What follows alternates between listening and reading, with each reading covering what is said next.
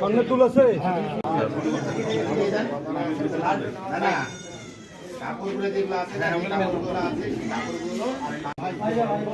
বললাম যে স্বপ্ন নামে যে মহিলা, তার বয়স হচ্ছে 48 থেকে 50 বছর বয়স হবে। সে স্বামী পরিত্যক্তা হিসাবে এখানে থাকে।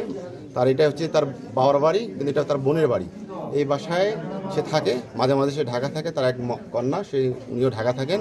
তো গত 1 থেকে 1.5 মাস আগে নাকি সে ঢাকায় অবস্থান করছিল। গত 4 দিন আগে এখানে এসেছে।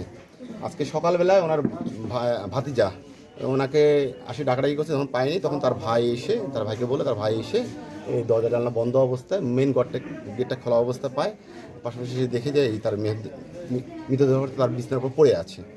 তাৎক্ষণিকভাবে আমাদেরকে সংবাদ দিলে আমরা আসছি। আমরা এসে প্রাথমিক অবস্থায় আমরা সুরতাল রিপোর্ট প্রস্তুত করার পরে এখন আমরা আমাদের যে মতামতের জন্য আমরা বিশেষজ্ঞ মতামতের জন্য পিএমের জন্য পাঠাবো। পিএম রিপোর্ট আসার পরে এবং পাশাপাশি আমরা আমাদের গোয়েন্দা তথ্যপত্র দিয়ে আমরা কি ঘটনা ঘটেছে আমরা পরবর্তী জানাতে পারবো আপনাদেরকে।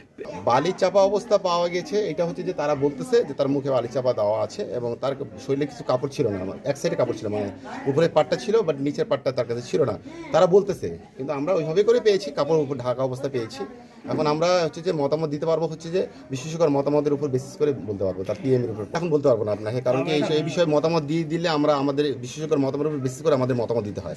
বাম সাইডের নাক থেকে হালকা একটু লালা বেরিয়েছে, লালা টাইপের নির্গত হয়েছে। এই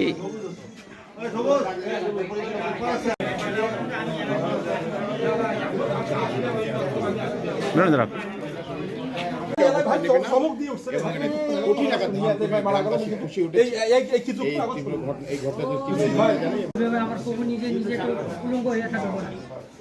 সেই মানুষ আমার রাত্রিবেলা আমার সাথে কথা বললো 10টা বাজে।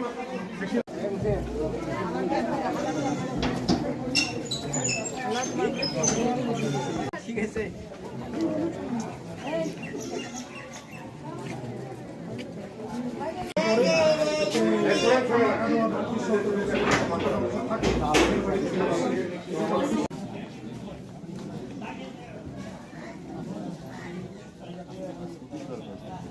যান